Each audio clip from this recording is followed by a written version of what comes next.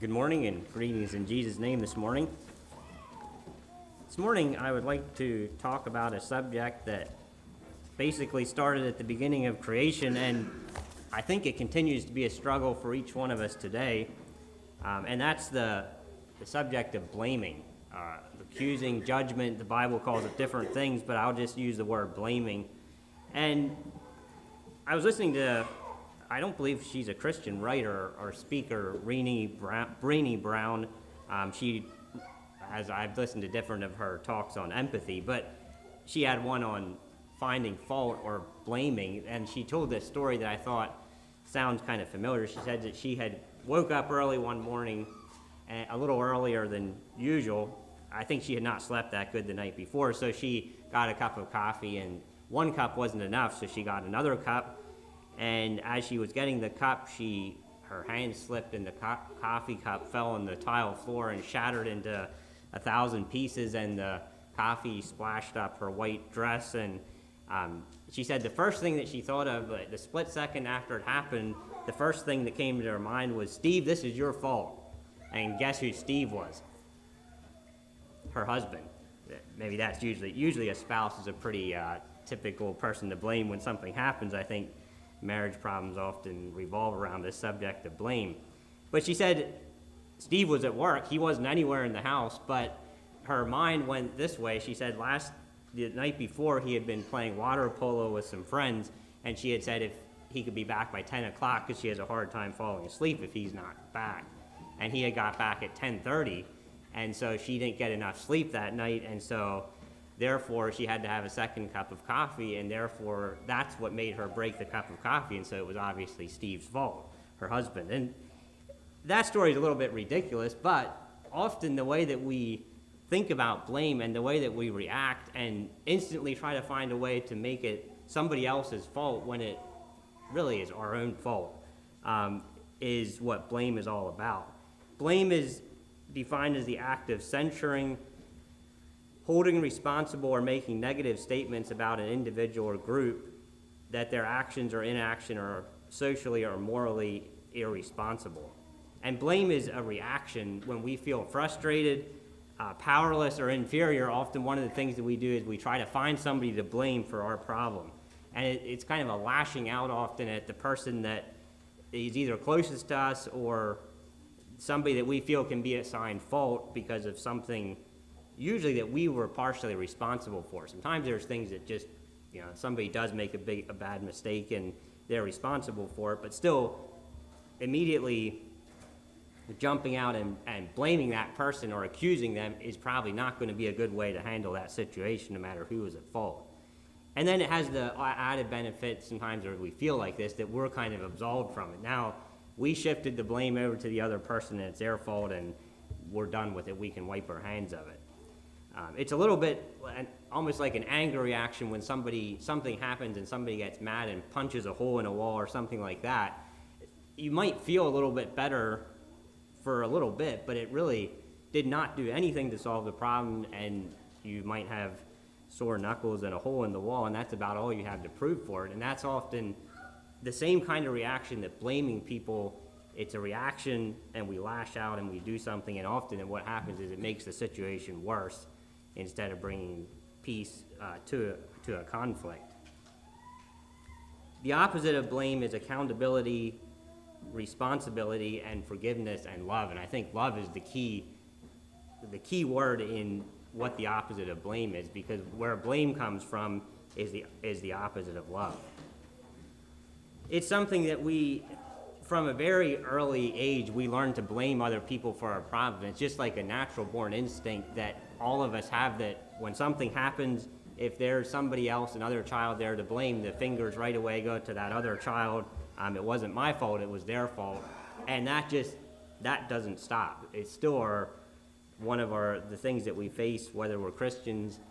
It's one of the things that as adults we still face, that thing of trying to deflect punishment or responsibility away from ourselves. We never really grow out of it, out of the struggle or the temptation. And not only do we as individuals act this way, but whole societies act this way sometimes too. The word is often used of scapegoating. coming from the Old Testament idea of the goat that was left out in the sins of the children of Israel were placed upon that goat, and then it was left to wander in the wilderness.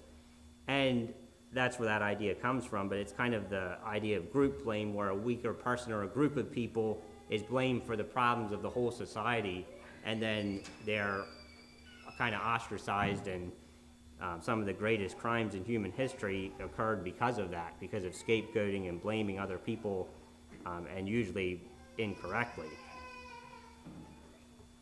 Politics are another area that revolve around blaming other people for problems. Politicians love to blame the other side for the problems, no matter what side you're on. The problem with this country is those other people, the people that basically aren't like me. It's very seldom that I'm the problem. It's always those other people that are the problem. And it's one of the reasons why I think getting involved and getting too involved in politics is so toxic, is because we kind of get that mindset drilled into us if we're listening to political talk radio, that kind of thing. They are experts at blaming and scapegoating other people and stirring that up, because most talk show hosts, especially political talk show hosts, don't really have any experience with politics themselves. What they're really skilled at is stirring up people and getting people to listen to their broadcast, and blaming other people and stirring things up is a great way to do that, to keep your ratings up.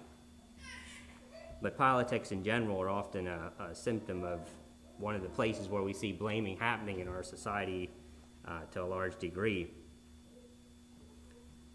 Somebody has also said that blame is often unfairly assigned, and they called it the kick the dog effect. And I don't know if you ever heard that saying, but it's kind of the idea that somebody in an organization, especially at the top, something bad happens, whatever the scenario is, and the person at the top blames the next person down on the ladder, and that person blames the next person down, and it goes the whole way down to the lowest person in the organization, and that person goes home and kicks the dog. And I think that's a little bit often how blame goes, is that if we can, and we're not operating in a Christian mindset, it's easy to just kind of keep shifting that blame to weaker people who can't really do anything about it, and finally, in that scenario, it's the dog who can do nothing and doesn't even know why it's happening that gets kicked in the end.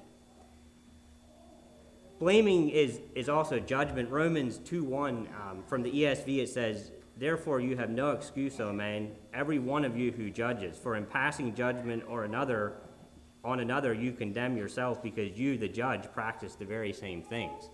And I think that's the other word that often is used in the Bible for blaming is judging. And again, judgment is probably a topic of itself, but the Bible talks a lot about not judging other people, and often part of blame is judging and accusing people for things that really were often not totally their fault. Looking at examples, you look through the Bible and you can see many examples of this happening. And like I said in the beginning here, right in the very beginning, Genesis here, and your mind probably goes to that as one of the prime examples of blaming. Genesis 3:11 there, where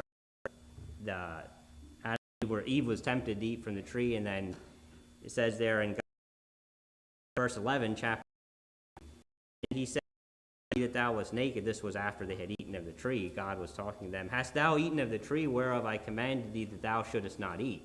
God is questioning Adam and Eve here in the garden. And the man said, The woman whom thou gavest to be with me, she gave me of the tree, and I did eat. And the Lord God said unto the woman, What is it that thou hast done? And the woman said, The serpent beguiled me, and I did eat. And the Lord said unto the serpent, Because thou hast done this, thou art cursed above all cattle. And we have that. The story goes on from there. But you see that right in the beginning of the creation, when God asked them what had happened here, Adam blames Eve, and Eve blames the serpent, and it just kind of travels down there with nobody wanting to accept blame for what had happened. And so man was expelled from the paradise there, and we're not off to a very good start here as we see here in Genesis. And then just a few chapters later, one chapter later in chapter 4, Cain and Abel. Cain kills Abel after his offering is not accepted by God. And obviously that had nothing to do with Abel. I don't think so. I mean, they both brought their offerings, and God chose the one and chose Abel's and did not choose Cain's. But Cain lashed out and blamed Abel for that and ended up killing him. Basically, it seems like Abel was the closest and weakest person around there for Cain to strike out at, and that's what he did. But it's also interesting that in verse 10 there, God says to Cain, "What hast thou done? The voice of thy brother's blood crieth out unto me from the ground." And God, from that, we can see that God does promise to hear the cries of those who are unjustly blamed and accused. But if we ourselves can be the people that stop that blame in the first place, a lot of injustice and hurt can be spared from incorrectly blaming people for things and accusing. In the New Testament, you can turn to John 11:47 to 53. I don't think I'll read the whole account there where Caiaphas and Pilate were talking here. John 11:47 to 53 is kind of that main account there. The Pharisees are plotting to kill Jesus here.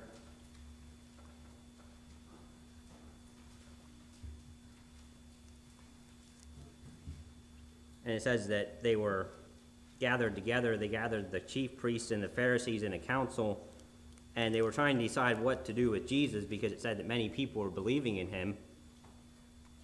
And his influence was spreading, and they said they worried that if they let him go on like this, everyone will soon believe on him, and the Romans will come and destroy both our holy place and our nation. And so they were having this council to decide what they were going to do about Jesus. And Caiaphas makes kind of a political calculation here, and he says that it would be better for one man, for Jesus, to die than for the whole nation to be destroyed.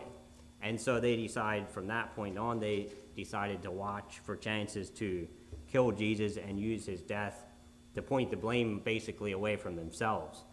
They were going to try to use Jesus they said their rationale was that one man is better to die than the whole nation. And so they were going to blame Jesus for this, for what was happening here in Jerusalem. And there's many other examples we could look at in the Bible as well of accounts where people blamed and accused people incorrectly. In history, too, we have different accounts. I had to think of two different ones that just came to my mind. One was Nero. Back in the 64 AD, there was a great fire in Rome that swept through and destroyed a lot of the city. And it was a fire that went on for days and destroyed a large portion of the city. And people didn't like Nero. He was a very cruel emperor and just a very evil man. And people started accusing him of having started it because he wanted to start this fire so that he could clear out space for a new palace that he wanted to build. And so Nero saw that this was going to be a problem, and so he needed to find somebody to blame for this, and so he thought of the Christians. And he said it was the Christians that started this fire and then began to severely persecute them after that. And of course it wasn't the Christians, and there's a good chance it actually was Nero that did this, according to history. But again, it was easier to find these people to blame and shift it, and because of that, the Christians began to suffer even more in Rome than they had before. Another example I thought of too was Martin Luther. He's often called the father of the Reformation, and there was a lot of good things that can be said about Martin Luther, but there was also some bad things about him, especially at the end of his life. In the beginning, he was very tolerant towards Jews and Anabaptists as well.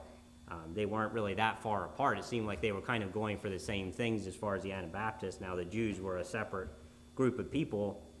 But as he got older, he saw that they weren't really converting. He had said that he had tried to convert the Jews and said that they could be forgiven for killing Jesus, and that was kind of his tactic to try to get them to convert, but not many of them did. And so he began to get very hateful and accusatory towards the Jews as a group of people. And at the same time also towards the Anabaptists, he began to get very antagonistic and kind of began to blame them for his own failures, because he saw that the way that by him not truly living out the teachings that he had taught, that things were not really changing in the way that he had hoped that they would. And so in 1543, he published a book called On the Jews and Their Lies, In that book, he said that the Jews are a base, whoring people that is no people of God, and their boast of lineage, circumcision, and law must be accounted as filth. And it says he argued that their synagogues and schools be set on fire, their prayer books be destroyed, rabbis forbidden to preach, homes razed, and property and money confiscated. And he said they should be shown no mercy or kindness or legal protection, and called them poisonous and venomous worms. So again, very, very hateful description of the Jews here. He said they should be forced into forced labor or expelled from the countries. And even when he was dying on his deathbed, he complained of chest pains, and he declared that the Jews had done that to him. Again, he just started lashing out at the Jews as this group of people that he blamed for everything. And in his last sermon, he condemned them. And the date of his death was February 18, 1545, and he was born November 10, 1483. And it was interesting that 483 years later, the date of his birth was the November 10, 1938, Luther's birthday. The synagogues were burning in Germany. Kristallnacht was the first part of kind of Hitler really taking over in Austria and Germany, and a lot of synagogues were burned that night. And the one Lutheran minister, bishop, said something about that he was rejoicing that, on the birthday of Luther, that the synagogues are burning in Germany, as kind of prophetic to what he had talked about in his book here. It's also interesting that today, if you go to the Yad Vashem, the Jewish Holocaust Museum in Israel, the book on the Jews and their lies is the first exhibit as you go through that whole museum. Again, that seed that he planted and blamed the Jews for grew up into something truly very evil, and the Holocaust and all that happened with that. And the Jews are people that have taken the place as a scapegoat for a lot of societies and have been blamed for many, many different things, and many of them ridiculous. But again, it's our human tendency to blame people for problems that we are often responsible for.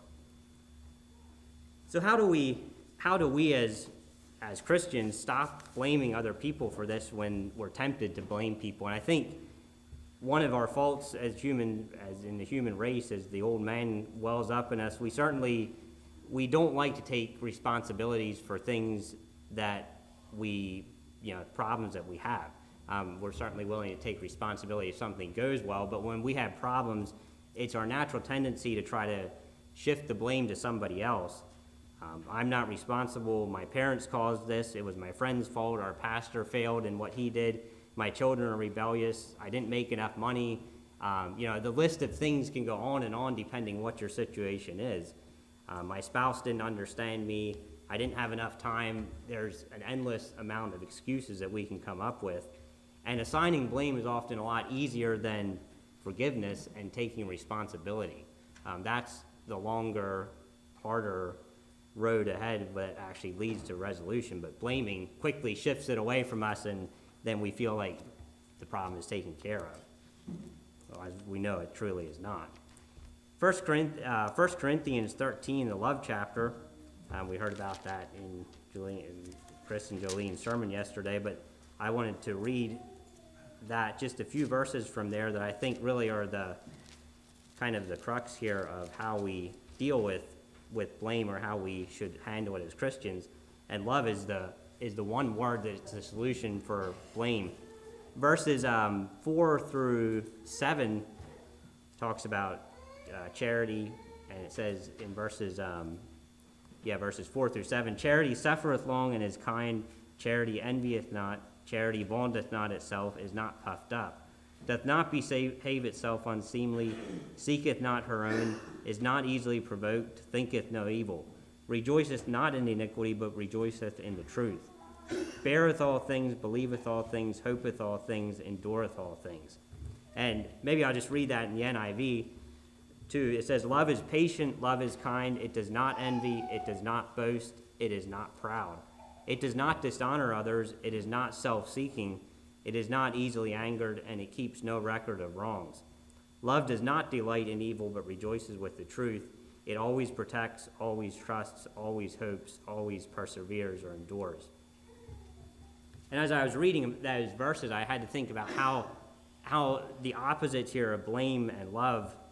Blame is self-seeking. It's always trying to pin the fault on somebody else. And you see that in verse 5 there. It says it is not self-seeking.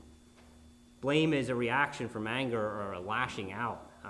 It triggers the same reaction in the people that we're blaming. Often when we lash out at somebody, the way that they're going to react is to lash back at us.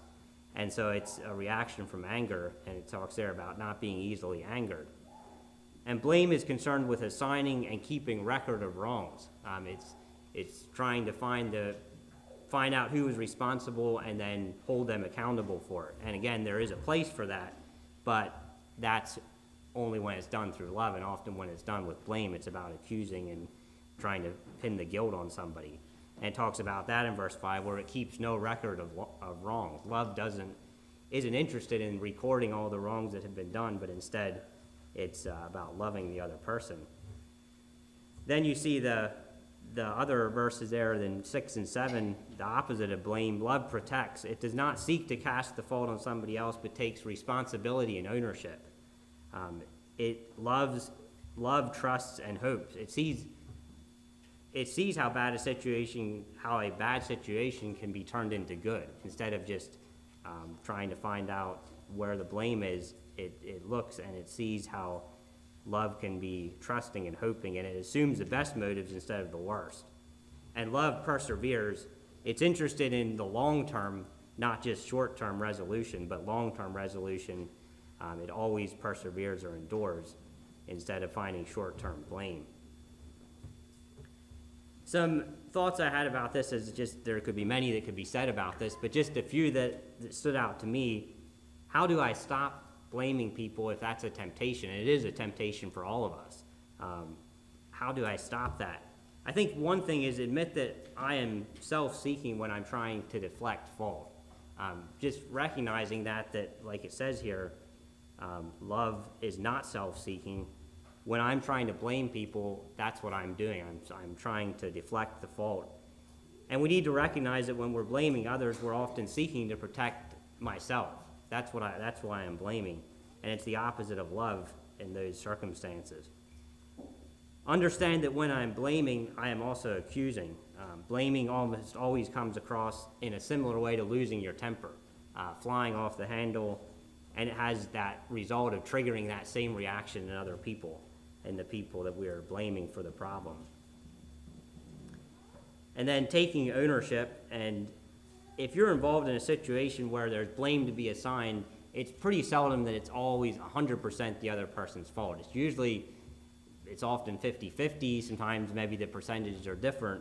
But if I'm wanting to stop blame, I need to be able to take responsibility and bear the weight, even if the percentages, if I'm taking more of the weight than what it actually was. As a Christian showing love, that's my responsibility. One example that I thought of about this is, probably some of you have read that book, Extreme Ownership, it's Jocko Willink, and he talks a pretty famous story he gives in one speech about how he was in the military, and he was in Iraq. They were in a battle, and through some kind of confusion, they ended up shooting at each other.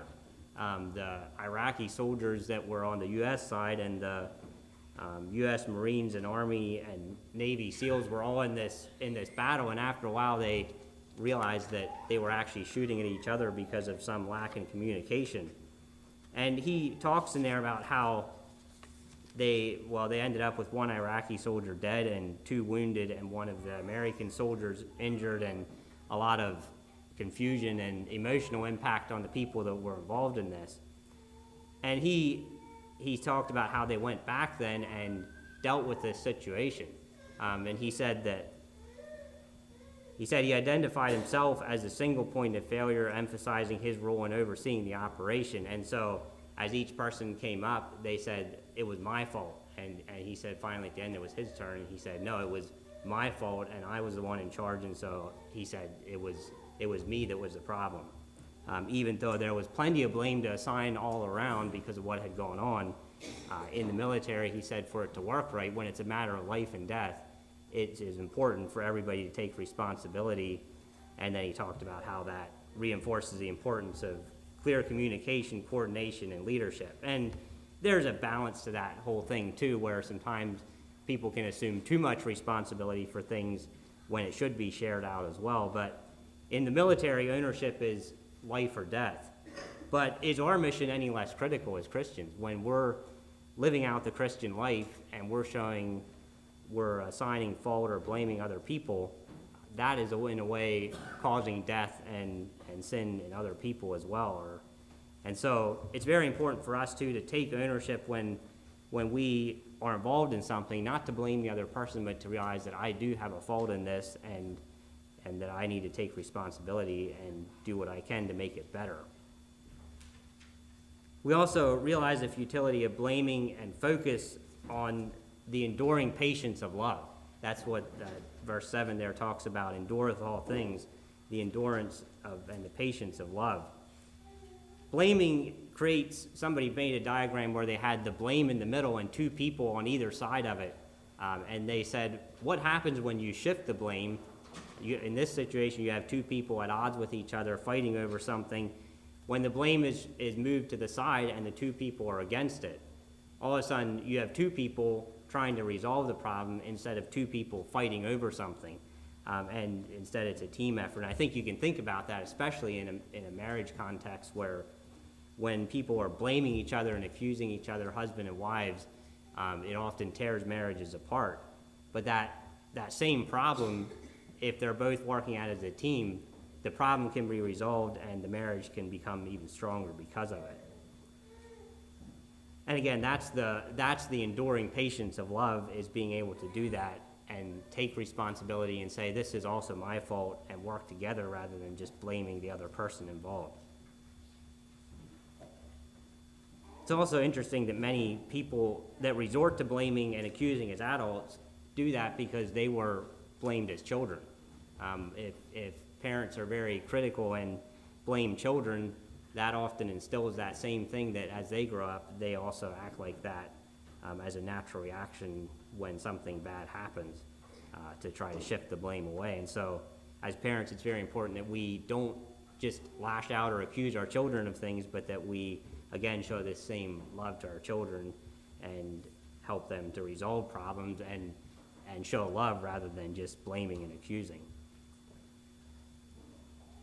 What about when I get blamed for something? That can be a very tough spot to be in too, especially if we feel like we really weren't that responsible for it, but now we're getting blamed for it. How do I respond to those situations? I think there's a couple of things. Realize that my job is to love the other person even when they are lashing out. That's also non-resistance, is to give them the benefit of the doubt and to show love back even when somebody is lashing out at us and blaming us for something. Non-resistance is not just going to war, but it comes down to these very personal, maybe little things that take a lot of effort and a lot of Christian love to not try to give the same thing back. And humility is another thing where we acknowledge that we probably were at fault, or we're very willing to do that and say that it probably part of the problem is mine, to be vulnerable and approachable. And I think in closing, the number one thing we can think about is the example of Jesus. He is our ultimate example in being accused and taking blame and turning it into victory. On the cross, Jesus took all the blame of the whole world, all the sins of the world, and he took that same, as part of that, our addiction to blaming other people, and took it upon himself. He was willing to do that, even though he was completely innocent. There was no blame that Jesus needed to accept, but yet, because of his love for us, he took that blame anyway. And you had Caiaphas blaming Jesus, you had Pilate blaming Jesus, Herod blamed Jesus, the crowd blamed him, the religious leaders, everybody was blaming Jesus for this problem, and eventually Jesus took that blame and he was crucified.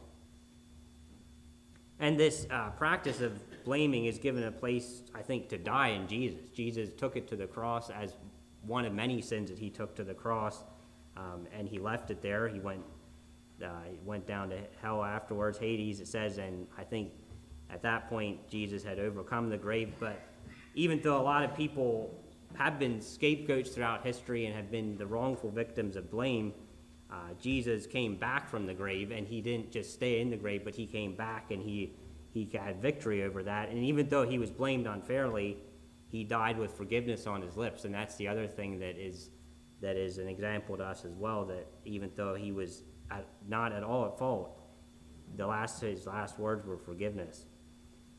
Stephen is also another example of that as well. And Jesus took the blame to do away with blaming. I think that's what we can take from the lesson of the cross there. He bore the accusation to do away with accusing. And yet he didn't stay in the grave, but 3 days later he came back. And I think that it says in the one quote here, 3 days later Jesus was vindicated by God the Father in resurrection. And so Jesus came back, and it says in John 20:19-23, then the same day he met with the disciples, the same day in the evening, being the first day of the week when the doors were shut, the disciples were assembled together because of fear, and so they had got together and they were fearful here after the crucifixion.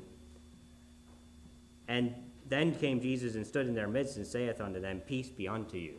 And when he had said, he showed unto them his hands and his side. Then were the disciples glad when they saw the Lord. Then said Jesus to them, peace be unto you.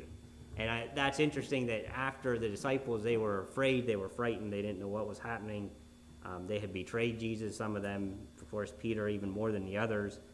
But Jesus' first words back to them, even though Jesus could have come back and accused them and blamed them of betraying him, his first words back to them when he met was, peace be unto you.